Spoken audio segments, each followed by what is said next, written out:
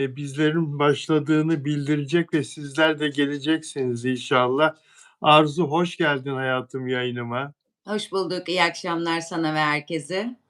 İyi akşamlar. Değerli arkadaşlar, magazin gündeminde ilginç konular var. Hepsini konuşacağız. Keşke bir an evvel herkes katılsa, herkes gelse ama onun öncesinde biz Arzu'yla biraz sohbet ederiz. Arzu, eee, havalar sence daha da kötüleşecek mi İstanbul'da yoksa artık bahar yavaş yavaş gelir mi? Ne diyorsun? Bence daha sıcak olacak. Yani ılık hava şu anda.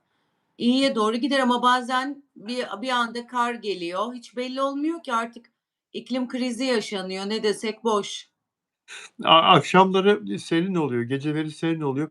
Geceleri ben, oğlum üşümesin diye doğalgazı bayağı bir yakıyorum. Yani, sen doğalgazı yakarak mı yatıyorsun yoksa doğalgazı açmadan mı yatıyorsun? Benim şöyle, şeyler var evde, cihazlar. Burada, ben mesela 24-25 dereceye getiriyorum. O da 24-25'i bulduğunda o kendini otomatik kapatıyor. 25'in Güzel. altına düştüğünde, yani 23 dereceye geçtiğinde de yakıyor kendisi otomatik. Ben hiç dokunmuyorum. Seninki, plaza ve, merkezi ısıtma mı? Evet, merkezi ısıtma. Ben bir Çok kere, güzel o. işte, kışa girerken 3'e getiriyorum. Oda sıcaklığında o sene hangi sıcaklığı istiyorsam, bu sene mesela çok üşümüyorum, 23 dereceye getirdim. Oda 22'ye düştüğünde direkt 23'e getiriyor, orada kapatıyor kendini. Çok iyi. Yazın da soğutmayı yine merkezi mi yapıyor? Evet, onun da evet, o da otellerdeki gibi tepede. O Evet. da, istediğin vakit açıyorsun, ayarlıyorsun, istediğin kadar soğutuyor da soğutma biraz daha fazla geliyor. O yüzden idareli kullanıyoruz soğutmayı. Soğutma için daha bir çaba gösteriyor. Elektrik daha fazla gidiyor demek ki. Evet, gerçi, hani, hiç açsan da açmasan da %30 sana geliyor otomatik olarak bütün Ha, kullananların. Açmak daha kârlı oluyor. Öbür türlü açmadığında daha can sıkıcı oluyor. anladım canım. Yani, inşallah biraz daha çabuk ısınır havalar da bir an önce ilkbahar gelir. İlkbaharı hissetmeye başlamak çok güzel. Evet, En çok benim hoşuma giden o, biliyor musun? Baharı fark ettiğimiz andan itibaren o çiçeklerin açmasına kadar filan o dönem, geçen o dönem, yani, havadaki o değişikliği fark etmek, bu muhteşem bir his ya. Bana evet. çok iyi geliyor. Ama Bana da. Bana Allah'ın gücünü hatırlatıyor tam ya, o ilkbahardaki açış. İnanılmaz mutluluk geliyor. Ben çok sıcağı sevmiyorum ama o ilkbahar ve sonbahar tam benlik yani. evet, ne kadar güzel. Peki, dostlar yavaş yavaş geliyorlar. Arkadaşlar, eee, sevilen oyuncu Kambolat Görkem Aslan bugün, toprağa verildi. Bugün, sevenleri ve ailesi, sanatçı arkadaşları ona cenaze namazı kılındı ve daha sonra da toprağa verildi. Cenaze törenine pek çok oyuncu arkadaşı katıldı ve hepsi samimi bir şekilde hislerini, üzüntülerini mikrofonlara söylediler. Ailesi, annesi, babası hayatta ve annesi, babası, yıkılmış insanlar Allah sabır cenazede. versin. Allah Dayanma sabır gücü versin. versin Allah. Dayanma gücü versin Allah, ne güzel söyledin. Ve eşi Hicran Hanım, Hicran Akın, o da perişan olmuştu. Çok fazla seveni varmış. Ne kadar çok seviliyormuş. Kambolat Görkem Aslan 45 yaşında vefat etti. Çok sayıda, ünlüyü maalesef kaybediyoruz. Genellikle yaşı, belli bir yaşın üzerinde olan, artık belli bir çağa gelmiş insanları, eee, kaybediyoruz. Toplumda genellikle öyle. Allah sırayı bozmasın derler ya ama, Amin. Kambolat 45 yaşında, Çok küçükmüş. erken yaşta, vefat etti. Kalp krizinden vefat etti. Herkes şok oldu ve, son zamanlarda arkasından en çok, ağlanan, en çok paylaşılan, en çok üzülen ünlüydü diyebilirim Kambolat Görkem Aslan. Bak, şimdi şunu söylemek istiyorum, aslında şuraya gelmek istiyorum, sevgili Arzu. Biz toplum olarak da medya olarak da hep ünlülerin peşinden gidiyoruz. Yani ünlüler derken şöhreti bir şekilde yakalamış. Ya skandalla ya, işte, bir dizide parlamış ya, hakikaten iyi oyuncu, ve bir yerlere gelmiş. Hep bunların peşinden gidiyoruz ama Kambolat gibi hakikaten çok değerli, olup da en üste çıkamamış pek çok isim olduğuna eminim sektörde. Yani Evet, çok var. Kambulat da hakkını bugüne kadar alamamış oyunculardan biri. Şimdi o vefat ettikten sonra peş peşe geliyor görüntüleri. Oynadığı, dizilerde, özellikle tiyatro sahnelerinde ne güzel bir oyunculuk sergilemiş değil mi?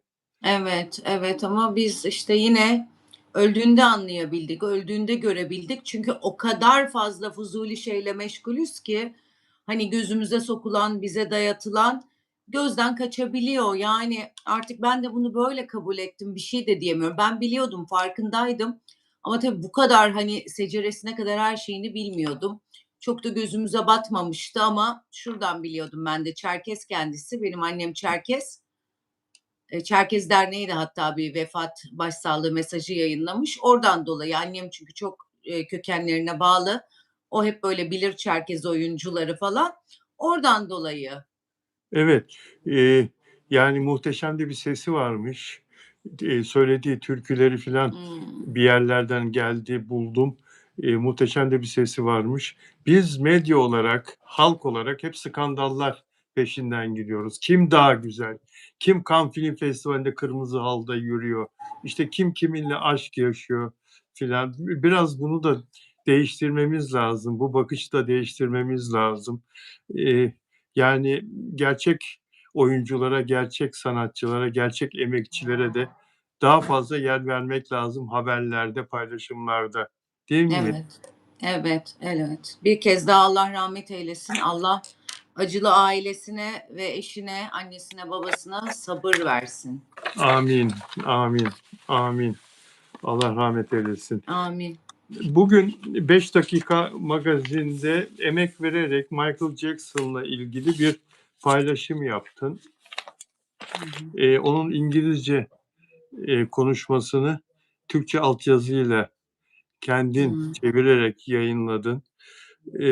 Michael Jackson çocuk istismarı konusunda, hayattayken de öldükten sonra da çeşitli suçlamalara, eee, maruz kalmıştı. Gerçi hayattayken yargılandığında beraat etmişti. 14 ayrı suçlama yüklenmişti kendisine fakat, mahkemenin jürisi, onu her suçlamadan aklamıştı. Ancak yine de bir insan hakkında ne kadar çok, konuşulursa, ne kadar çok yazılırsa o onun üzerine yapışıyor, Yapışıyor. istinad edilen. Michael Jackson'a da yapışmıştı ve benim aklımda da soru işareti oluşmuştu. Fakat, senin o şeyin yayınladığın videoda kendisini çok güzel anlatıyor. Sen bundan sonrasını sen anlatsana. Ben ilk duyduğum dakikadan itibaren hiç inanmamıştım. Hiçbir zaman inanasım gelmemişti. O zaman yer yerinden oynuyordu. Hiçbir zaman da yapabilir dememiştim. Çünkü bir insanın bakışından, bir çocuğu severken çünkü Michael Jackson'la ilgili, yani, bizim çocukluğumuzun starıydı. Her bir görüntü hafızamızdaydı. Genç kızlığımızda da o hadise meydana gelmişti. Bütün o fotoğrafları yan yana getirince hiç böyle minik bile bir şüphe olmamıştı içimde ve şu anda bunların çıkması ve o zaten aklandığında çok sevinmiştik ama yine insanlar çok, konuşup inanmamışlardı. Böyle hep bir şey söylendiğinde hep o tarafa inanmak isteyen taraf olur ya, çamur atmak isteyen taraf. O taraf hiç inanmamıştı. Ben içten içe çok üzülmüştüm. Dünyaca ünlü çok mühim bir stardı ve şimdi görüyoruz ki ardından neler çıkıyor. Aslında o çocukları korumak istemiş. Korumak istediği için, çok sevdiği için o çocukları almış, bağrına basmış ve birtakım, şebekelerin hedefi olmuş. Bugün de konuştuğumuz Epstein falan. Büyük hedefindeymiş Michael Jackson onların. Ben tamamen, yani, bunun bugün açığa çıktığını ve gerçekten bunun böyle doğru olduğuna inanıyorum. Çünkü dünyaca ünlü bir starın böyle bir şey yapıyorsa bile ancak böyle Epstein gibi bir dosyada ortaya çıkabilirdi. Tak diye Michael Jackson'ı gösterip suçlayamazlardı. Kapatılacak bir sürü yöntem vardı. Demek ki orada Michael Jackson'dan daha büyük, daha çok parası olan, ondan daha güçlü birtakım güçler onun bu yaptığı iyilik adı altında yaptığı çocuklara yardımları vesaireleri hoşlarına gitmedi. Kim bilir belki ellerinden çocuk kurtardı ve adamı yaftaladılar.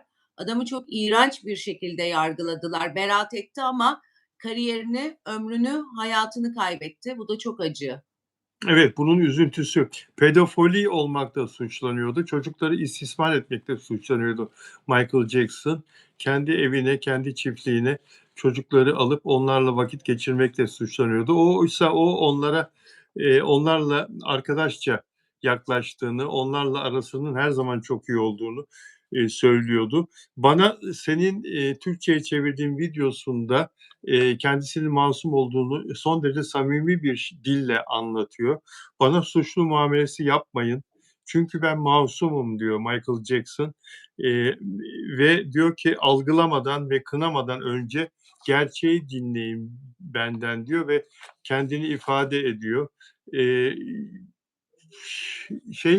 Epstein'le de Michael Jackson'ın birkaç fotoğrafı var ama bütün belgeleri tarayan gazeteciler Batı'da Michael Jackson'ın hiçbir şekilde Epstein'le bir işbirliği içinde olmadığını, hiçbir şekilde böyle bir suçlama yapılamayacağını ve onunla görüşmesinin iş anlamında sınırlı olduğunu söylüyorlar. Bugün çok araştırdım senin o paylaşımından sonra ve Michael Jackson'ın bu çocukları koruma altına aldığı için senin dediğin gibi bazı güçlü kişiler tarafından bunların arasında Epstein'in de olması muhtemel bir kanıt bulunamamış ama bazı pedofili meraklısı bazı elit kişiler tarafından Michael Jackson'ın bilerek suçlu gösterildiğini, pedofili istismarcı gösterildiğini, toplumun önünde küçük düşürmeye çalışıldığını iddia eden gazeteciler var. Bu da günümüzde çok ilgi çektiği için Michael Jackson tarafı da gündeme geldi. Ama gerçeği geç de olsa öğrenmek, konuşmak yine de son Gerçek derece. zaten gerçek olan bir şey er ya da geç ortaya çıkıyor. Evet, Kötülük kısa vadede kazanıyor ama uzun vadede hep iyilik kazanıyor. Her zaman iyiler kazanıyor. Tarihte de bu böyle. Diyoruz şimdi ne kadar kötüler, ne kadar kötüler, bu kötülük niye ortaya çıkmadı, şu niye olmadı? Tarihte de böyleydi. Kısa dönemde hep kötüler kazanıyor ama uzun vadede hep iyiler kazanıyor. uzun vadede hep iyiler kazanıyor. Peki, ya dün Onur Akay'la yayın yaptık. Onur Akay dedi ki, şimdi aklıma geldi. Konu enteresan bir konu. Mert'le Afra'nın barıştığını savunuyor Onur Akay hep. Anlatıyor. Bunu ben de duydum zaten böyle olduğunu. Önceki gün yayını, Abi dizisinin yayınını beraber izlediler ve Mert Ramazan Demir hastalık geçiren, daha yeni yeni iyileşen Afra Saraçoğlu'na kelle paça çorbası getirdi dedi. Bir yerden almış, getirmiş, ısıtmış, ona kendi elleriyle yedirmiş. Ne diyorsun sen bu konuda? Yani Mert Ramazan Demir'le Afra Saraçoğlu'nun bir türlü kopamaması ve beraberliklerinin yine devam etmesi konusunda ne düşünüyorsun? Aşk böyle bir şey zaten. Bir ayrılırsın, bir barışırsın. Uzun müddet böyle devam eder. İçlerindeki aşk gerçekse çok yakışıyorlar. Yakışmalarının ekmeğini de yiyorlar. Bu sebeple böyle bir süre daha gider yani bu ilişki. Ve kendi gündelik hayatlarımızda da böyle değil mi yani? Bir ayrılıyoruz, bir barışıyoruz ama arada bir tutku, bir bağ varsa tekrar görüşüyorsun. İkisi de çok yakışıyor. Medyanın onlar üzerinde etkisi de çok önemlidir. Halkın isteği vesaire. Onu da kaybetmek istemiyorlardır. Çünkü çok büyük bir çoğunluk Mert Afra'yı çok yakıştırıyor ve birlikte görmek istiyor. Bunun için de bazı tolere edemeyecekleri şeyleri bile tolere ettiklerini düşünüyorum ben. Evet, çok güzel izah ettin. Birbirlerine yakışıyorlar ve o nedenle de bir türlü Ayrılmak istemiyorlar, kopmuyorlar. Zaman zaman öfkeleniyorlar, birbirlerine sinirleniyorlar, birbirlerinin yüzünü görmek istemiyorlar o anda. Her kavga eden çift gibi ama sonra sakinleştikten sonra barışmak istiyorlar ve barışıyorlar.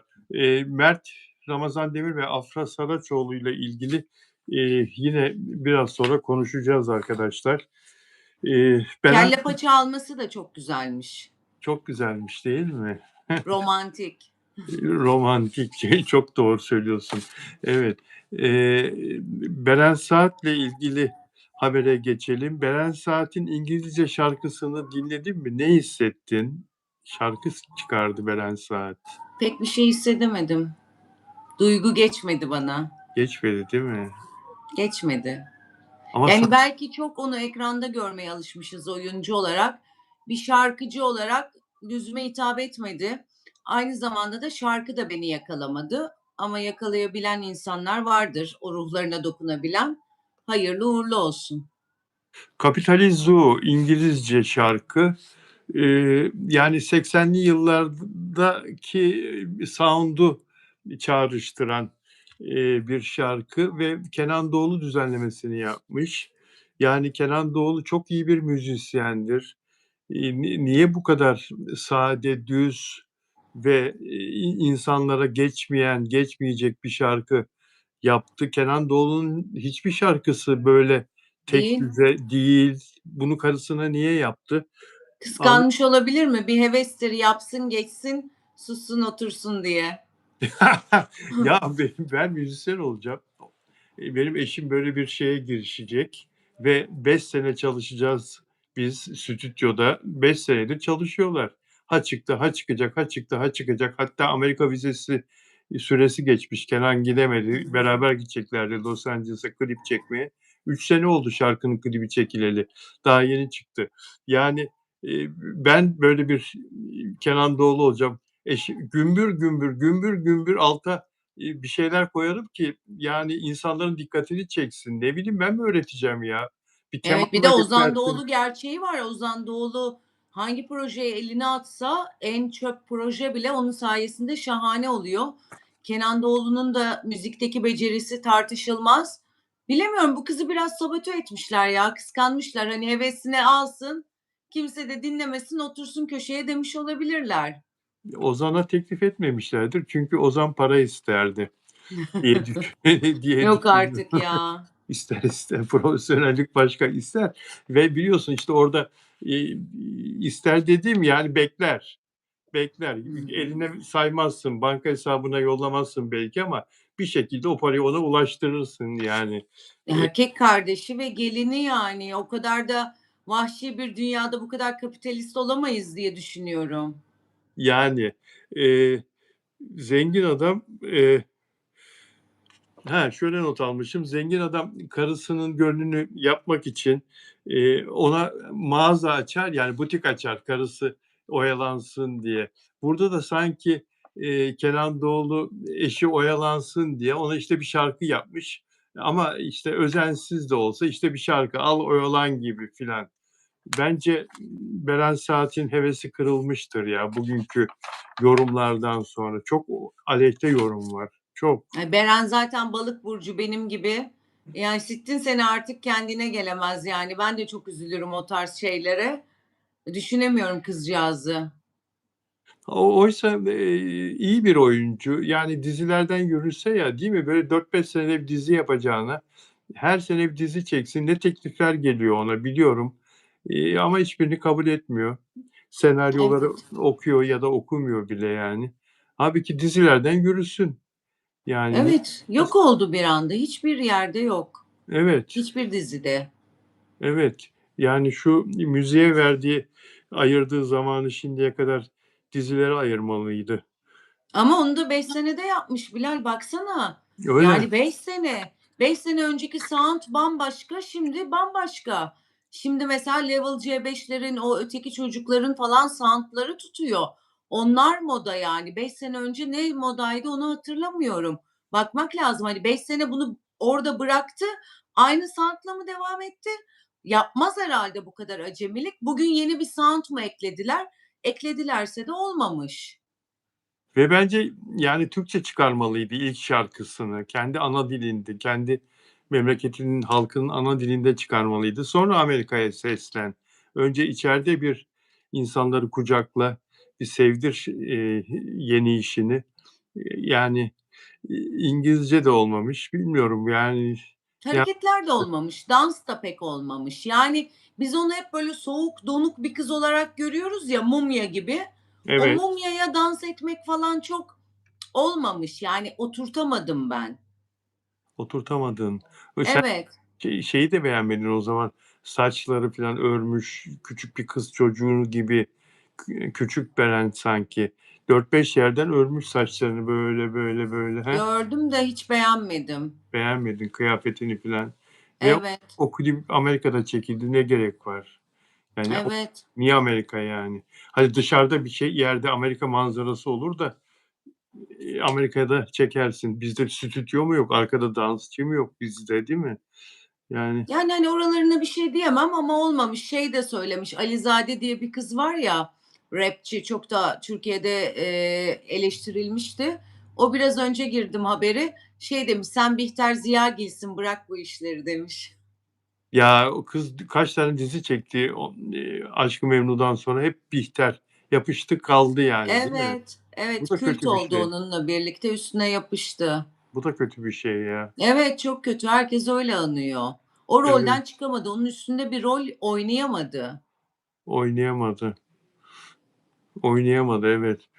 Yani, kocası mı sence, eee, ona ısrar etmiştir? "Senin sesin güzel, sen çok yeteneklisin şarkıcılık konusunda, hadi sana şarkı yapalım." filan diye. Bana pek öyle gelmedi. Sanki Beren böyle sıkıntıdan buraya sardı. Oyunculuk yapmıyor. Belki soğudu, belki setlerdeki uzun saatler vesaireler. Hepimizde bir oluyor ya, ben de kendi mesleğimden bir bıkkınlık dönemine giriyorum. Hiçbir şey görmek istemiyorum. Orada başka bir şey arıyorum kendime. Bu da müzik vesaire olabilir. Orada karısının hatırını kırmamak için Kenan Doğulu el atmış ama pek de el atmak istememiş gibi yani. Hani Kenan Doğulu bunu bir başkasına yapsa herkes çok eleştirdi. "Wow, ne yaptı? Nasıl olabilir?" vesaire diye. Tam Kenan Doğulu işi değil bu. Değil, değil. Değil, evet. Tam değil. Yani düzenlemeyi o yapmış olsa da tam Evet. Anadolu işi değil. Değil Peki, yani. peki. Ya, bizim bir, 2018 yılı Türkiye güzeli var. Estetikli Türkiye güzeli Şevval Şahin. Hımm.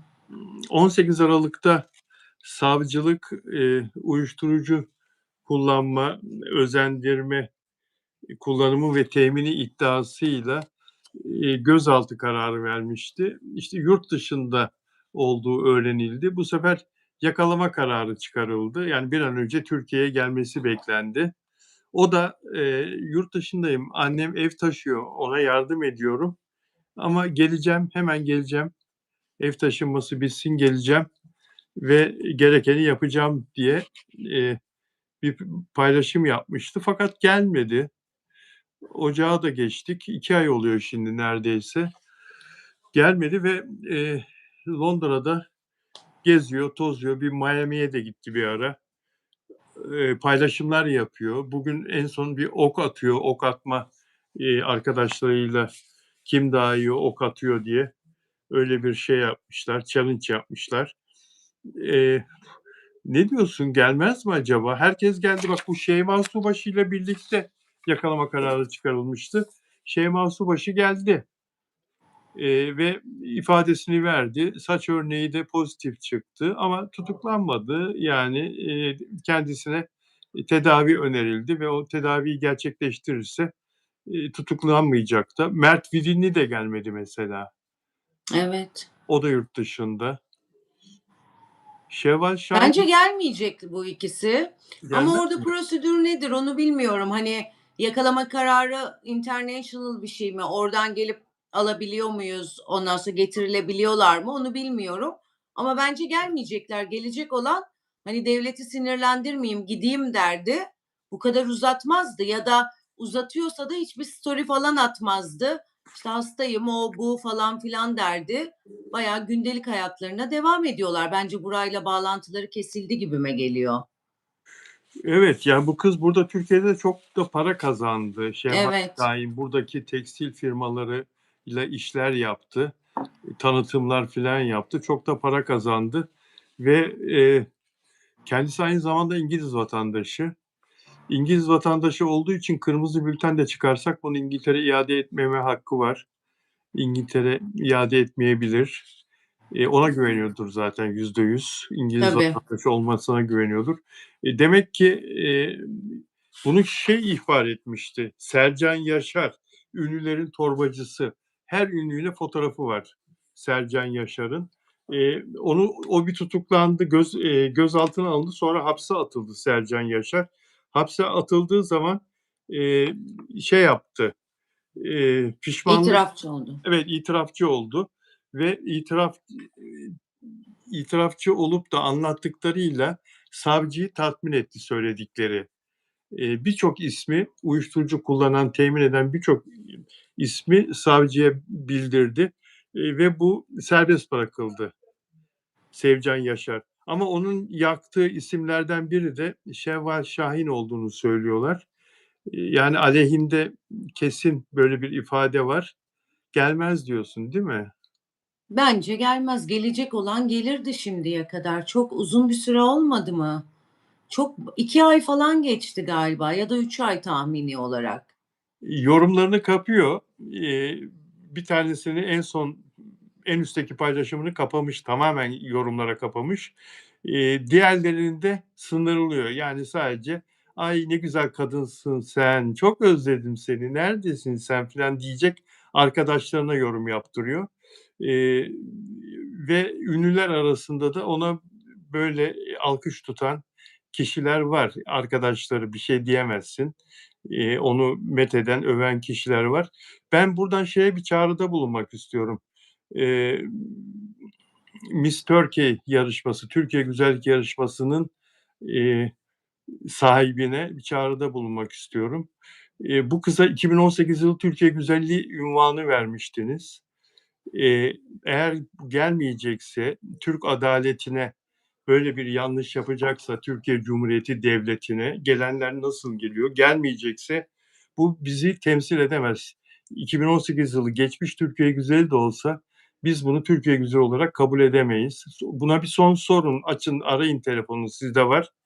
Gelecek misin, gelmeyecek misin? Gelmiyorsa Türkiye adaletine böyle yanlış yapan bir kızdan tacı geri alın. Tacı geri alınsın, alınmalı. Sen ne diyorsun? Ben diyecektim tacını geri versin diye. Tarihte bir tek Hülya Avşar'da vardı. Şimdi ikincisi bu kızda olur herhalde, değil mi? Başka tacı alınan yoktu. Yoktu. Hülya Avşar da biliyorsun, Evli evlenmemiş diye. olmak lazım. O Evet, evlenip boşandığı boşanmış ortaya diye. çıkmıştı. O yüzden tacı geri alınmıştı. Hülya Evet. Hülya Avşar tacı geri alındığı sabah evindeydim, yanındaydım o telefon geldiğinde. Ya, Yarışmayı yapan Tercüman Gazetesi'nden telefon ne yaptı geldiğinde. peki? Nasıl şoka mı girdi? Bekliyor Anlatayım. muydu öyle bir şey? Anlatayım. Akşam, The Marmara Oteli o zaman Taksim'de orada Taksim. yarışma yapılmıştı. Ben orada hemen kuliste ertesi sabah için adresini aldım. Ondan sabah gelip röportaj yapacağım diye. Kaleci seçildikten sonra o keşmekeşte. Suadiye'de teyzesinin evinde kalıyorlar. Ankara'da bunlar asıl. Babası Ziraat Bankası Ankara'da şube müdürü. Yarışma için buraya gelmişler. Teyzesinin evinde kalıyorlar. Suadiye'de tren istasyonunun oralarda teyzesinin evine gittim. Sabah röportaj, evde 9.30 saat, 9.30 hiç unutmuyorum. Sabah 9.30. Randevu saatimiz, evet. Ki öğlen gazeteye yetiştireceğim. Haber o Hı gün hı. çıksın. Tabii o zaman eskiden, eee, öyleydi teknoloji. Ve röportajı yaparken biz kendisiyle soru cevap, masada karşılıklı oturuyoruz. Ev telefonu, o zaman cep telefonu yok, çaldı. Emrah Hanım, annesi açtı. "Evet, buyurun, buyurun. Evet, benim Emrah Avşar, Hülya Avşar'ın annesi." "Anne, kim arıyor?" dedi. "Kızım, sus." dedi filan. Ondan sonra, "Evet, Aykut Bey, evet Aykut Bey." Aykut Işıklar, Allah rahmet eylesin. A, Allah rahmet O eylesin. güzellik yarışmasının komite başkanı. Tercümanla Bulvar Gazetesi kardeş gazeteler. Bulvar Gazetesi yapıyor yarışmayı. Tercümanın patronu, Bulvar'ın da patronu. Kemal Ilıcak, Nazlı Ilıcak'ın eşi. Bugün dedi Hürriyet Gazetesi'nde gördünüz mü dedi Aykut Karşı'dan. Hülya'nın evli olduğu yazıyor. Evlilik cüzdanını basmışlar gazeteye. Fotoğrafı var kocasıyla, bir de bulmuşlar basmışlar. Ne diyorsun sen dedi. Aykut dedi. Yapma ya dedi. Hay Allah dedi. Kemal Bey çok kızdı. Tacını geri istiyor dedi. Ünvanını, vallahi ünvanını aldı dedi. Türkiye güzel gibi. Yapma ya dedi falan. Ya yapma kızım ya yapma falan. Kapattı kadın. Hülya başladı ağlamaya. A, Bak yazık. karşımda ağlıyor. Göreceksin Bilal dedi bana. Ben dedi bu tacı almış olsalar da dedi çok ünlü bir insan olacağım dedi. Çok ünlü. Bütün Türkiye beni konuşacak dedi. Vallahi billahi bak. Çok yükseleceğim dedi. Ben de içimden diyorum ki ya anlat anlat. Hı hı, hı Vallahi hı. öyle. Yani nasıl mümkün mü ya? Çok da güzel bir kızdı. O zaman tabii 18 yaşında, 19 yaşında. Çok da güzel. Ondan sonra hemen sildi gözyaşlarını. Kiraz çıkmıştı. Daha yeni mevsim Mayıs. Kirazlar yeniydi de. Kirazlarla fotoğrafımı çeksene dedi. Hem fotoğraf çekiyoruz o zaman muhabir hem de röportaj yapıyorum. Tabii dedim kirazları böyle küpe yaptı falan. O ne kadar güzel bir kadın zaten. Böyle kocaman manşet tacı alındı ama göreceksiniz işte ben yine çok ünlü olacağım diye. Öyle bir haberini yapmıştık. Hakikaten dediğini yaptı ya. Hemen mi oldu? Mesela tacı alındıktan Hemen sonra. hemen film teklifi geldi kendisine. Çok güzel Hımm. bir başrol Salih Güney'le. Ya oyuncu falan değil, oyunculuğu bilmiyor. Ama Yeşilçam o zaman Kurtlar hep şeyler böyle yani çok usta isimler, yapımcılar, yönetmenler filan. Hemen Hımm. Salih Güney bir de kimdi? Ekrem Bora mıydı? Fikret Hakan mıydı? Onlar ikisiyle başrol filan. Kızda var yetenek, oyunculuk yeteneği var. Hemen o bitti bir tane daha. O bitti bir tane. Bir senede oradan Aralık ayına kadar 8-10 tane film çekti. 3-4 sene öyle her sene 10-12 tane film çekti. Aldı başı ya o Playboy'lar, Çapkınlar. Görsen olmaz böyle bir şey ya. Vay be! Müthiş Yaramış ona. Ne an güzel, annesi şanslıymış. annesi peşinde koşmaktan helak oluyordu kadın. Yani o çapkınlardan filan korumak kolay mı? Korumak, kollamak. Neler geliyordu, ne hediyeler setlere, pırlantalar, kolyeler, neler çiçekler filan. Müthiş bir hayattı Hülya'nınki. Şimdi Ne yok. güzel. Şimdi benzeri yok yani. Onun yaşadığını Hande Erçel yaşıyor diyemem. Hani o hem iş hem şey, aşk ilişkisi anlamında, Hülya çok yaramazdı ya. Çok can yaktı Hülya. Hıh. Coşkun Sabah'la ilgili de çok kısa anlatacağım, çok kısa anlatacağım. Ben askere gittim Denizli'ye. Pat, eee, bir arkadaşım, gazeteci arkadaşım Bilal Coşkun Sabah yanına geliyor diye bana, telefon açtı şeyden, eee, bölük telefonundan. Seni aramamı söyledi. Ne olur orada ona iyi bak. Ondan sonra gelsin dedim buradayım selam söyle filan. Neyse benim nerede olduğumu söylemişler. Denizli çıkınca ona, o da benim bölüğe geliyormuş tesadüf. Coşkun'la hakikaten çok ilgilendim. Gelirken bir torba jeton getirmiş. Telefon jetonu şeyden arıyorsun ya, ankesörlü telefondan arıyorsun ya o zamanlar. Evet. Ondan sonra beni Nizamiye'ye götür. Nizamiye'deydi ankesörlü telefon.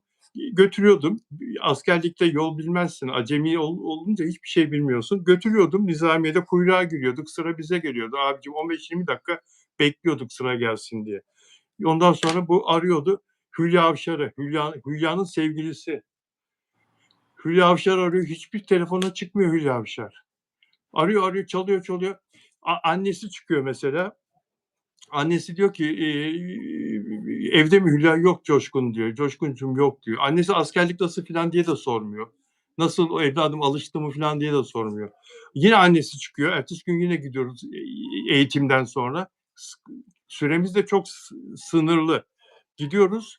Yine annesi çıkıyor. "Hülya'ya söylediniz mi?" "Evladım Hülya'yı gören kim evladım? Setlerden gece yorgun argın geliyor. Ondan sonra sabah yine sete gidiyor." Coşkun'u sildi Hülya Avşar. Sonra Şahin beni aradı. Coşkun nasıl gidiyor diye bölük telefonundan. Ben torpiliydim gazeteci olduğum için bölük telefonunda yazıcı beni çağırıyordu hemen. Ondan sonra Ya dedim Coşkun yıkıldı hiç Hülya Avşar'a ulaşamıyor. Emrah Hanım konuşturmuyor. Oho dedi burada başka sevgilisi var dedi. İş adamı bilmem kim. Neydi o çocuğun adı? Yine böyle bir miras yedi bir çocuk. Coşkun askere gidiyor. Hülya hemen başkasına geçiyor. Vallahi çok akıllıymış. Biz enayi gibi bekleriz, adam dönünce bizi bırakır. Vallahi takdir ettim, çok akıllıymış. Ama Coşkun sabah Ben 4 sene askerlik yolu beklerim, dönünce adam ilk beni terk eder. ama Coşkun ama Vallahi ben takdir ediyorum artık öyle kadınları. ama Helal olsun. ama Coşkun da zirvede yani. Coşkun da o günlerde Olsun, hakikaten yanında değil. Yanında yanında. değil. Askere gitmiş, bitti. Tamam. Next. Vallahi Hâlbuki çok iyi yapıyorlar yani. bedelli askerlik hâlbuki 3 ay sürecek topu topu ama demek ki yenisi daha makbul oldu. Daha Tabii. makbul oldu. Helal olsun yani. Her zaman öyle kadınlar kazanıyor hayatta. Keşke biz de öyle olabilsek. Vallahi keşke, çok isterdim öyle gaddar, merhametsiz, ondan sonra duygusal olmayan bir insan olabilmeyi hayatın her alanında. Çok daha güzel olurdu hayat. Sen öyle olamazsın ya. Olmaya çalışıyorum. İnşallah olacağım. Çok çabalıyorum. Peki. Evet, yani Şevval Şahin'in, dönmeyeceğini Dönmez. dönmez. Dönmez bence. Dönecek olan dönerdi şimdiye kadar. Mert Vidin'i de dönmez değil mi? Evet, bence de Mert dönmezler. Vidin'i de dönmez. O da Amerika'dadır. Bu arada o Miami'ci zaten. Bu arada Enes Batur döndü. Enes Batur da aranıyordu. 31 Ocak'ta yakalama kararı çıkmıştı. Ünlü YouTuber Enes Batur Türkiye'nin ilk YouTuber'larından, YouTube'dan çok büyük paralar kazanan 31 Ocak'ta uyuşturucudan dolayı bugün döndü ve havalimanında gözaltına alındı. İstanbul Havalimanı'nda. Enes Batur da bakalım savcılığa ifade verecek. Sonra ne olacak hep beraber göreceğiz. Evet. Şimdi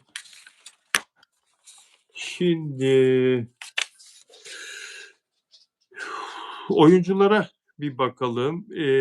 Pınar Deniz Kıvanç Tatlıtuğ'un dizisinde oynasın diye kendisine teklifte bulunulmuştu ve kabul etti, teklifi kabul etti. Düşünme için süre istemişti. 3 milyon lira bölüm başına anlaşmaya varıldık. Dijital bir kanalda ve bu bir casusluk şeyi olacak. Aksiyon Disney Plus'ta Dönence isimli dizide Hilal Saral yönetmen, Kıvanç Tatlıtuğ Ali adlı bir ajana hayat verecek. Partneri Pınar Deniz, Yasemin karakterini canlandıracak. 3 milyon lira bölüm başına ücret alacağı söyleniyor. Kıvanç Tatlıtuğ'un da 4 milyon lira ile 5 milyon lira arasında bir rakam alacağı söyleniyor. Ücretler yükseliyor tabii enflasyonla beraber. Oyuncuların aldığı Vallahi artık 3 ücretler. milyonun 4 milyonun adı var yani.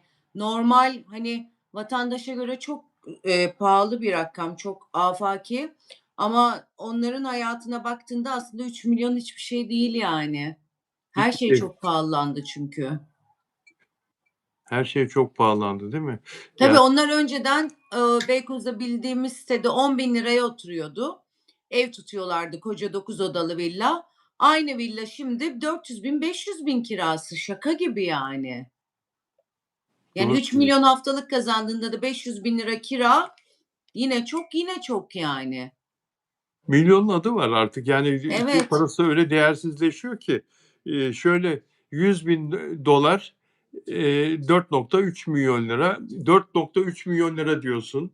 4,5 milyon lira diyorsun. Çok büyük bir para gibi geliyor. Dönüyorsun bakıyorsun dolara bak 100.000 dolar.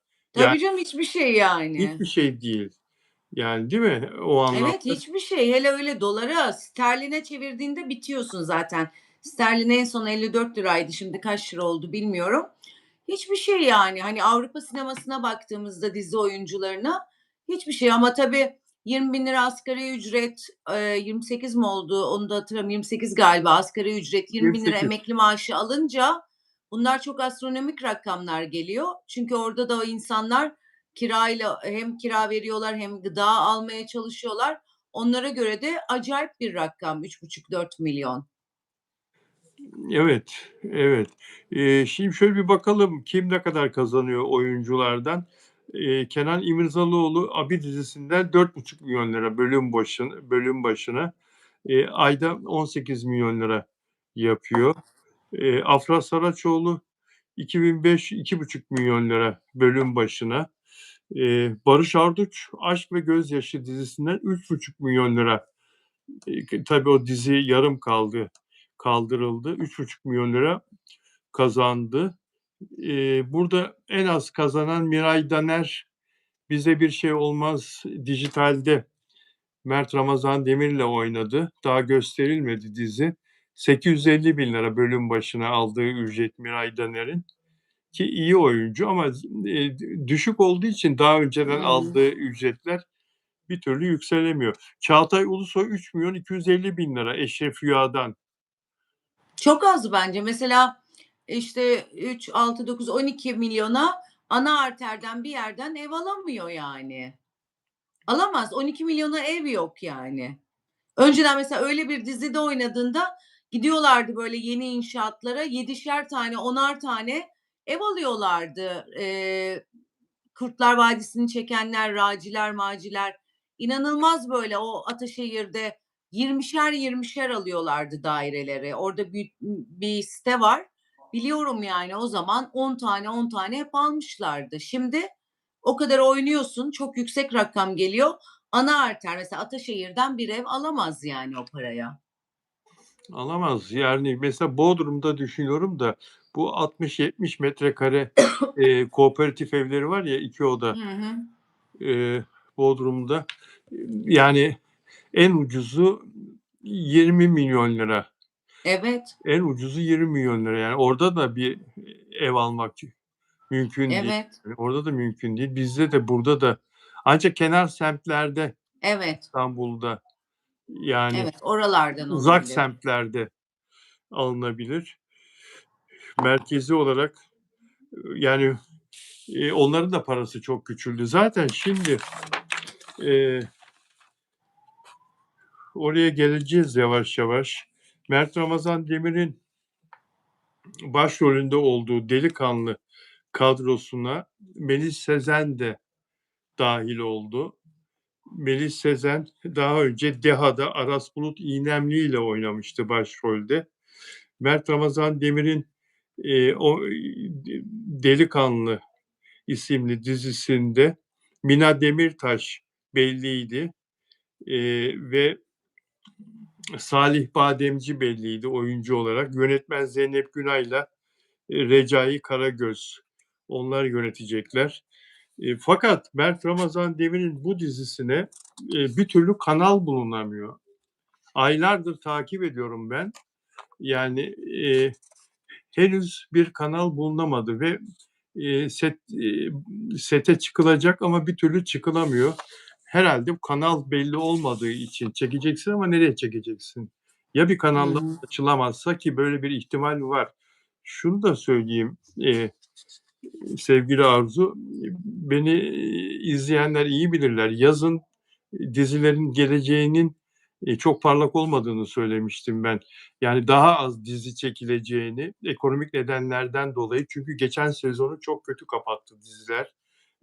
Final yapma zamanı geldiği halde final yapamadı. Reklam saatlerini dolduramadığı için bazı diziler. Hatırlayacak Evet, evet. Evet.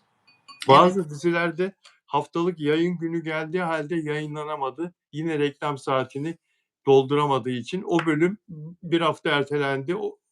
O hafta boş geçti. Evet. Tekrar verildi. Bir hafta sonra reklam saatini doldurabildi filan. Bu bugünleri işaret ediyordu. Bugünkü Yaz dizileri de sözünü balla kesiyorum. estağfurullah. Yazın yaz dizisi de çekilmedi. Ve birçok Bravo. böyle aşk dizisi olurdu. Hiç çekilmedi.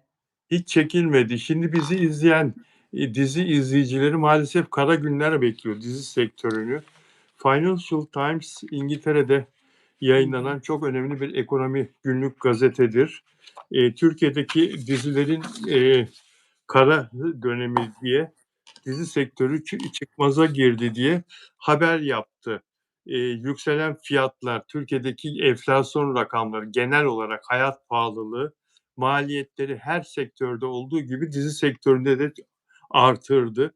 Çekim maliyetleri, prodüksiyon maliyetleri, buna karşılık reklam gelirleri aşağılarda düştü.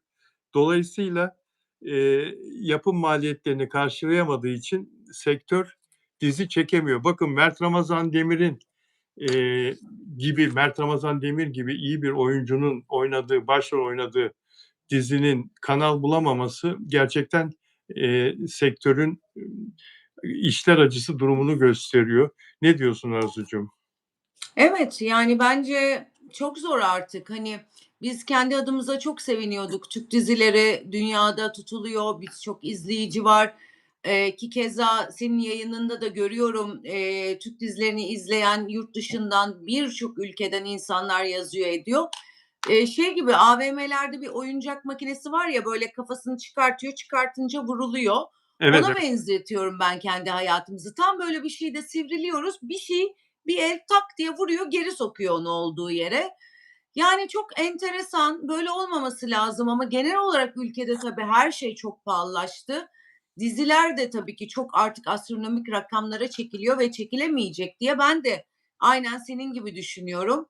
Keşke böyle olmasa, bir şeyler düşse, enflasyon azalsa, maliyetler düşse ve çekilse ama gidişat onu gösteriyor yani biraz zor olacak. Sadece bence yani çok bir iki kanal haricinde ki onlarda da para olarak bir takım bütçeler var bunu geçmeyin diye çok dizi çekilemeyecek diye düşünüyorum ki şu anda bizim bu kadar tutmuşken bir tane değil 1000 tane dizi çekip yurt dışına göndermemiz gereken en önemli zaman. Ama turizmde de böyleydik. Sağlık turizminde insanlar geldiler estetik ameliyatlar için, saç ekim için vesaire için deli gibi bir pasta vardı. Şimdi o da azaldı işte ülkemizde olan bir takım aksaklıklar vesaire yüzünden. Şimdi dizilerimiz çok meşhur ama yine koca bir el vuruyor kafamıza ve indiriyor orayı. Hiç böyle olmasını istemiyorum. Hep ilerlemek istiyorum. Atatürk'ün de söylediği gibi hep daha ileriye, daha böyle istikbal olarak yukarıya bakmak istiyorum. Ama çok üzülüyorum yani çok üzücü bir durum. Umarım bu çıkmazdan kurtuluruz ve umarım gerçekten yapımcılar ya da kanallar bu paraları bulurlar ya da onlardan önce bir başkaları buna bir çözüm bulur ve gerçekten düzeliriz diye düşünüyorum. Yani Temenni ediyorum. Financial Times e, Çok önemli. Korktum mesela ondan sonra. Yani o evet, yazıyorsa hani bizimki sadece temenniden öteye geçemez. Türkiye dizi sektörü iflas tehlikesiyle, bakın iflas kelimesini kullanıyor. İflas tehlikesiyle karşı karşıya diyor. İhracat azaldı. Diziler artık yurt dışına satılamıyor. Çünkü dizi sayısı bayağı azaldı ve tutmayan dizi hemen kaldırılıyor. Yani tutmayacağı anlaşılınca hemen kaldırılıyor. Eee, Evet, derhal. hiçbir tolerans yok. Hani bekleyelim falan yok. Çünkü bölüm artık 30 milyona çıktı. Bir bölümün İyi Evet, bir dizinin bir bölümün, tek bölümünün maliyeti tabii. 30 milyona çıktı ve büyük bir zarar eder yapımcı eğer kaldırmazsa tutmayan diziyi. Yurt dışındaki diğer ülkelerde ise üretim aynı şekilde, yani dizi yarışında bizle at başı koşan ne Amerika Birleşik Devletleri, dünyada en çok dizi satan Hımm. biz geliyorduk. Sonra Kore. Onlarda üretim aynı şekilde devam ediyor ve biz çok geride kalacağız. Pazarımızı kaptıracağız. Eee, Tabii ben yani normal bir şey söyleyeyim. evet, Herhangi bir çekim için çok değil, 1-2 sene önce böyle çok büyük televizyonda izlediğiniz çok iyi kameramanlar var. Dizide çalışan o, yarışma programlarının kameramanları. Herhangi bir çekim için 5.000'e 10.000'e geliyordu çocuklar. Hani kamera sırtında bütün gün çekiyor ediyor. Şu anda herhangi bir çekim için o çocukları çağırdığında tek bir çekim 100.000 liradan aşağıya gelen yok. Bunu dizi maliyetlerine düşünemiyorum yani korkunçtur. Ve ya, bu arada hani birçok arkadaşım, onları da es geçemeyeceğim. Ünlü yapımcı, ünlü yönetmen, işte sette çalışan, setçisi, ışıkçısı, osu busu. Birkaç projeye başladılar, iptal. Başladılar, iptal. Başladılar, reyting alamadı, bitti. Ve o kadar büyük bir işsizlik var ki şu anda dizi film sektöründe. Kirasını ödeyemeyenler, evlerini taşıyanlar, ondan sonra gelecekteki günlerde hacizlik durumuna gelecek olanlar, bir sürü karnını doyuramayanlar, insanlar mesela benim dostlarım utanıyor. Çoğu insan söyleyemiyor. Belki bizim de başımıza gelecek. Zaman zaman biz de kötü durumlar yaşıyoruz. Bunları söylemesi çok zor. İnsanlar utançla söyleyemiyorlar ama gerçekten çok büyük bir işsizlik ve parasızlık var. Ben onların adına da kendi adıma da çok üzülüyorum. Sektörde, televizyon sektöründe hem dizide hem genel anlamda televizyon sektöründe çok büyük bir işsizlik ve çok büyük bir parasızlık var. Medyada Evet, diyelim. evet ve Çok birçok büyük. insan dillendiremiyor bunu. Ne yazabiliyor, ne konuşabiliyor, ne söyleyebiliyor. Utanıyorlar yani. Tabii Hani canım. Tabii çok canım. utanç verici. İnşallah herkes için bol rızık olsun, ekmek olsun, aş olsun ama buna bir çare bulunması lazım. Aynen ve bir dizi daha yayından kaldırıldı. Dün reytingi kötü geldi. Dün gece Sahipsizler dizisi. Sahipsizler. Evet, total 4.41 ama AB 1.94'e düştü. ABC 2.91. AB'dir esas reklamı getiren, AB'dir esas parayı kazandıran reyting ölçümlerinde 1.94 demek. Artık kapanma zamanı geldi demek. O dizi için perdelerin kapanma zamanı 51. bölümüydü. Geçen sezon başlamıştı ve çok sevilmişti Sahipsizler. Ama son bölümü seyredecek onu izleyenler haftaya sonra bitiyor. Ve bir projede, çok önemli bir projede ne yazık ki bu sezon başlayacaktı. Önümüzdeki haftalarda başlayacaktı. Ne yazık ki o da başlayamıyor. Nurgül Yeşilçay'ın Ömür Usta dizisi Nov'da çekimleri başlayacaktı. Her şey hazırdı. Kadrosu, oyuncu kadrosu, teknik ekip, herkes evine ekmek götürecek. Herkes Evet. geçimini ona göre kuracak. Herkes mutlu dizi kadrosundaki fakat son anda iptal edildi. Eylül'e erteledik dendi. Çünkü reklam pastasından pay alamayacağını anladı yapımcı kanal. Reklam yok çünkü. Dolayısıyla sektör hasta. Sektör hasta, çok Evet, üzücü. evet. Genel olarak aslında herkeste bu var ama hani dizi sektörü olunca biraz daha vur aşağı, vur abalıya falan yapılıyor. Ama onlar da yani biz de hani herkesin bir kirası var, aidatı var, geçim sıkıntısı var. Nedense hani sanat camiasına ait olduğu için dizi sektörü ya da sanat camiasıyla iş yapanlar herkes sanıyor ki o insanlar çok para kazanıyor, şahane, muhteşem hayatları var ve böyle bir düşmanlık başladı parası olana karşı ama öyle değil. İnanın hani ben çok yakinen biliyorum. Birçok insan çok zorda. Onların da kirası var, onların da aidatı var, onların da ödemesi gereken Dijitürk'ü, ADS'iyle osu busu var. Yani orada da birçok insanların ailesi var ve çok üzülüyorum ben. Biten her diziye, biten her projeye çok üzülüyorum. Çünkü arkasındaki ekibi ve zorluklarını çok iyi biliyorum hayatla nasıl mücadele ettiklerini. Ne iş yapabilir ki? Yani hayatını bu Yapamaz zamana kadar ki. yıllarca dizilerde oynayarak ya da dizilerde teknik ekipte çalışarak yönetmen yardımcısı, işte yönetmen, görüntü yönetmeni, kameraman yani başka nereden nasıl para kazanabilecek? Yapamaz, yapamaz yani. Mümkünatı yok. Hani özel sektörde ya da bambaşka bir şey. Özel sektör de kötü. Hani bir reklam filmi, o bu, bütün köşeler kapılmış.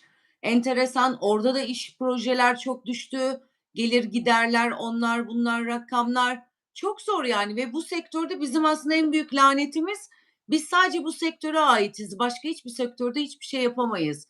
Hani başka bir insan konfeksiyoncu gider onu öğrenir, bunu öğrenir, birçok şey yapabilir ama bu sektörde biz başka bir şey yapamıyoruz. Eğitimimiz o yönde çünkü. Doğru söylüyorsun. Çok doğru söylüyorsun. Peki dostlar, benim özel üyelerime bir selam vermeme müsaade edin. Dilek Şenyurt Frankfurt'tan, Almanya'dan görmedim Dilek'i. Dilek bugün yok galiba. Nelly Manzano gelir Arjantin'den. O mutlaka bir gelir, uğrar, bir hola der bize, merhaba der. Nelly'yi görmedim. Delfina Di Masio Şili'den. Delfina Di Masio burada mı Ümran? Ümran moderatör. Ben görmüştüm biraz önce. Öyle mi? Gelmiş miydi Delfina? Gel sanki gördüm gibi. Doğrudur. Ümran Keleş moderatörüm. Dilek yok dedi. Evet. Dilek yok dedi. Peki.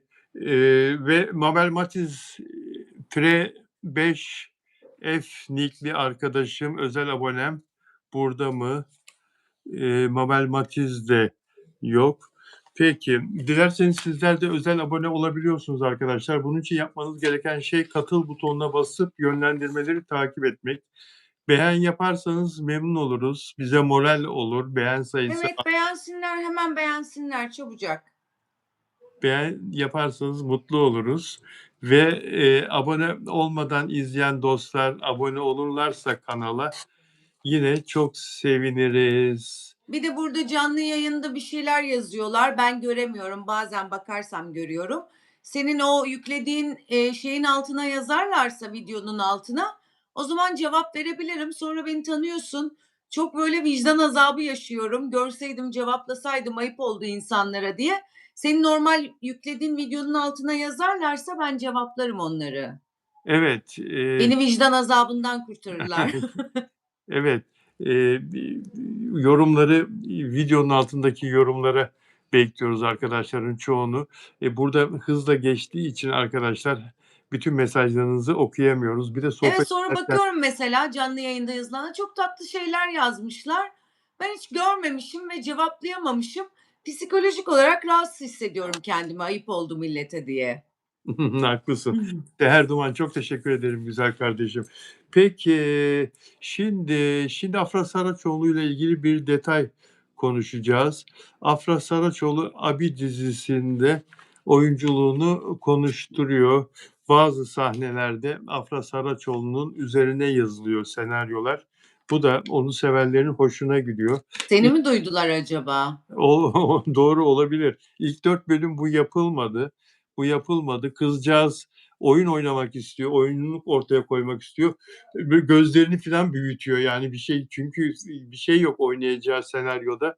O da gözleriyle bir ifade vermeye çalışıyordu. Bu da Twitter'da bayağı bir paylaşılmıştı. Gözleri açık hali. Eee, şimdi Öyle ama sana bir şey söyleyeyim. Dizi setlerinde de sana söyleyebildiklerim ve söyleyemediklerim var. Dizi setlerinde de benim çok arkadaşım olduğu için çok konuşuluyorsun, çok dinleniliyorsun. Oralarda mesela burada söylediğin her şey çok ciddiye alınıyor, takip Teşekkür ederim. ediliyor falan. Geçen hafta gittiğim setlerde mesela bu konuyla ilgili çok konuşuldu ve sen ısrarla onun üstüne bir şey yazılmadığını söylemiştin Evet, Afra'nın. evet. Ondan sonra oynayamadığını, eğer bu hafta yazıldıysa o zaman bu böyledir. Aynen öyle. Bulmuşlardır. Aynen öyle. Güzel, ve uzun bir, sahnesi vardı. Birkaç sahnesi vardı. Afra Saraçoğlu'nun oyunculuğunu döktürmüştü kelimenin tam anlamıyla. Şimdi dizi bittikten sonra roll caption akar ya arkadaşlar. Ekranda bölüme emeği geçenlerin isimleri sıralanıyor ve ne yaptıkları, tabii işte yani kameramanlar, ondan sonra ulaştırma görevlileri, şu bu, yani yönetmen, yapımcı, onlar en son geliyor. Ve makyaj yapanlar, muhtemelen Kenan İmirzalıoğlu'na ve diğer oyunculara makyaj yapan isimler de geçiyor ama sadece makyaj diye geçiyor. Afra Saraçoğlu'nun makyaj tasarımı Hatice Şabanoğlu. Afra Saraçoğlu'nun saç tasarımı Hasan Cevher. Afra Saraçoğlu'nun şoförü Turhan Özcan diye böyle Afra Saraçoğlu'na hizmet edenler, çalışanlar olarak ayrı bir rol caption'da ayrı böyle isimler akması çok enteresan. Pek çok diziyi izliyoruz. Hiçbir oyuncuyla ilgili böyle ona özel çalışan sen gördün mü hiç Arzu? Oyuncularda görmedim ama sanatçılarda gördüm. Hep kendi makyözlerini çağırırlar. Kimle mutluysa. Hatta bir Saime vardır. Çoğu insan Saime'yi çok sever. Ben de çok severim bu arada, efsanedir. Onu çağırırlar. Hani değiştirebilirler ama şoföre kadar yazıldığını ilk kez görüyorum ben. Evet, Afra Saraçoğlu'na özel şoför tahsis edilmiş yapım tarafından bu anlaşılıyor. İşte Afra Saraçoğlu'nun ya da var olan şoförünün maaşını, ki onun bir, kendisinden yaşça çok büyük, ve çok saygı gösterdiği bir şoförü vardı. Şimdi hatırladım. Yurt dışından bir gelişinde sarıldığı, Hı bir hı. adamcağızdı. Sen de hatırladın mı onu? Eee Evet, hatırladım. Afra Saraçoğlu'nun şoförü Turhan Özcan. Yapım bunu roll caption'da verdiğine göre demek ki ücretini de yapım ödüyor. Bu çalışma süresi boyunca olan ücretini. Öyle anlaşılıyor. Makyaj tasarımı Afra Saraçoğlu'nun, Hatice Hanım. Saç tasarımı, yani Hı diğer hı. kuaför diye geçer. Yani burada Afra Saraçoğlu'na, bir yüceltme yapılıyor ki ayrı tutuluyor. Çok ayrı bir oyuncu, ayrı bir değer. Yani, eee, bu Afra Saraçoğlu'nun hak ettiği bir şey elbette ama çok da kıskanılır diye düşünüyorum. A Bakalım ondan sonra isteyenler olacak mı? Yazacaklar mı? Değil mi? Evet, Mutlaka olur. değil mi? İsteyenler olur, değil mi? Tabii ki, tabii ki. Şoförümü de ödeyeceksiniz. Şu şoförü istiyorum, bunu istiyorum diye. Çünkü sette hani normal oyunculara bir makyöz vardır. Bir de ana kasta bir makyöz vardır. O ana kasta olan makyöz herkese yapar. Burada anladığımız ekstrem birisi getirilmiş. Ekstrem, evet, onun istediği, Hı onun, hı. daha usta buldu, iyi buldu. Hem kuaförü hem şeyi olarak, makyözü olarak, özel isimler, getirilmiş. O da Bu haklılar ama yani insan rahat ettiği makyözle. Şimdi onun suratını biliyordur, saçını, tarzını biliyordur, uzun bir iş çekiyor. Rahat ettiğiyle olmalı yani. Çok haklısın. Dilek Şenyurt geldi Almanya'dan. Özel abonem Dilek Şenyurt. Dilek merhaba. Merhaba Dilek, hoş geldin. Seni yok yazmıştık ama sil onu lütfen. Ümran geldi. Geldi de geldi. Peki Mert'in şoförü de Burak diyor Ümran. Mert Ramazan Demir'in şoförü de Burak diyor. O zaman Mert mi tahsis etti? Bir dakika. Afra Sonuç. Ha, tamam peki. Mert'in şoförünün ismini Burak olarak söyledim. Burada Afra'nın şoförünün ismi Turhan. Peki Afra'nın adının geçtiği yere mutlaka Mert'i de söyler bizim seyircimiz. Mutlaka söyler. Peki ne yazık ki şiddet de devam ediyor. Artarak devam ediyor arkadaşlar. Eee Abi dizisinde de ve tüm dizilerde de bunu da Evet yine ya. Yine konuşuruz. Yine konuşuruz bu şiddet konusunu mümkün olduğu Gına kadar. geldi artık o şiddetten. Bak, Eşref Rüya'yı ne kadar sevdiğimi biliyorsun. Ben bıraktım Eşref Rüya'yı. Çok çok iyi yaptın. Çok çok Bıraktım. ben de seyretmiyorum. Hiç seyretmiyorum. Hiç Baştan sona silah sesi, baştan sona yani. Çok güzel bir hikâyeydi. Bu kadar kan, vahşet hiç gerek yok ya. Hiç yok. Ya, ben dün akşam izlemedim mesela. Bu bir tepkiydi benim için. İşe yarar, yaramaz. Zaten karşısındaki dizi biliyorsun, geçti onu. Yeni, bravo. giren dizi. O yüzden hiç gerek yok yani. Gerçekten ne yapılmaya çalışılıyor hiçbirimiz anlamıyoruz. Bunu, ülkeyi yönetenler biliyor bu rezaleti, bu, Türkiye'de televizyonlarda, dizilerde yaşanan bu kepazeliği biliyorlar. Lütfen, lütfen, lütfen bu duruma bir el atın. Lütfen ülkemizi yöneten değerli insanlar. Lütfen bu, felaketten çünkü sonu felakete gidiyor. Toplum olarak herkes Evet, silahlanacak bu gidişle. İnsanlar kavga etmeyi sıradanlaştırdılar artık, yani birbirlerine ateş etmeyi. tabii. Aynı aynaya İletişim biçimimiz kavga oldu. Hani, Evet, pardon, özür dilerim, kusura bakma gibi lügatımız bitti. evet. İletişim şeklimiz ana avrat sövmek, tekme atmak, yumruk atmak, gücü olan, cebinde, işte, silahı olan, bıçağı olan da böyle şiddeti göstermek. Korkunç yani artık dizide, Eşref'le Rüya'yı gösterdikleri sahne 2 dakika falan, gerisi sürekli taramalı tüfek sesi. Korkunç yani. Rezalet ve, bir arkadaş söyledi. Eşref rüyada hap atıyor diyor. Hap atıyor. Ondan sonra Gördüm ben o sahneyi, evet. ateş ediyor, karşısındakini öldürüyor, alnından vuruyor. Yahu sayın devletimizi yöneten devlet büyükleri, sayın siyasetçiler, sayın hakimler, sayın savcılar. Lütfen çocuklar, arkadaşlar bunu kesin. Atın. Türkiye Büyük Millet Meclisi'ne atın. Cumhurbaşkanlığına atın. Lütfen.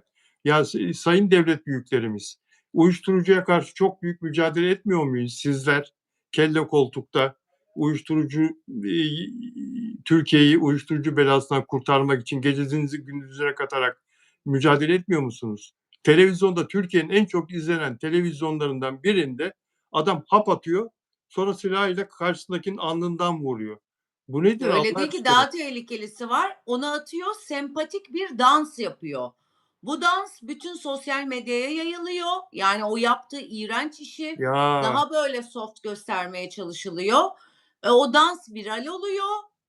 Oradaki o sahnede sonra vuruyor. Yani vurduktan sonra dans ediyor, pardon. Hani o kadar çirkin bir hareket yaparken o kadar sempatikleştirilmez. O zaten oradaki mafya da sempatikleştirilmeye çalışılıyor. Ne yapılmaya çalışılıyor bilmiyorum yani, ama hiçbir mafyanın sonu iyi değildir yani. Mafya olmakta, o olmakta, bu olmakta özenilecek bir durum değildir. Bari biz söyleyelim yani, televizyonlarda söylenmiyorsa. devletimizi yönetenler isteseler bir günde, bir gecede bunu bitirirler. Dizilerde silah gösterilmeyecek. Gösterene Rütük gerekeni yapacak. Bu kadar. Bu kararı alıp açıkladıkları zaman kamuoyuna bu bir gecede kesilir, biter. Ama Evet, işte bunu yapmak lazım. Bunu yapmaları lazım. Çok kötü. Çok kötü. Çocuklar birbirlerine bıçak çekiyorlar, birbirlerini bıçaklıyorlar. Çok kötü. Nereye gidiyoruz? Yani evet. Adam gitti, cezaevinden çıktı. Annesini öldürdü. Bagaja koydu insanları. Gitti eski eşini ve çocuğunu ya öldürdü. Korkunç yani, korkunç ya. Bıktık artık yani, diziyi aç şiddet, habere bak şiddet, yola çık bir tane manyağın teki geliyor saldırıyor. Yok araban geçti geçmedi. Çok berbat ya. Yani gerçekten ne olacak bilmiyoruz. Çok üzgünüz. maalesef, maalesef. Arzucuğum çok teşekkür ediyorum yayınıma katıldığın için. Ben Yine teşekkür ederim. yine çok güzel bir yorumlarınla renk kattın yayına. Sağ olasın güzel kardeşim. Evet dostlar, bizi izlediğiniz için çok teşekkür ediyoruz hepinize. Dünyanın her köşesinden izlendiğimizi biliyoruz. Hepinize ayrı ayrı teşekkür ediyoruz. Ve güzel ülkemin güzel insanları, sizlere de çok çok teşekkürler. İyi ki varsınız. Sevgiler. İyi akşamlar. İyi akşamlar Arzu.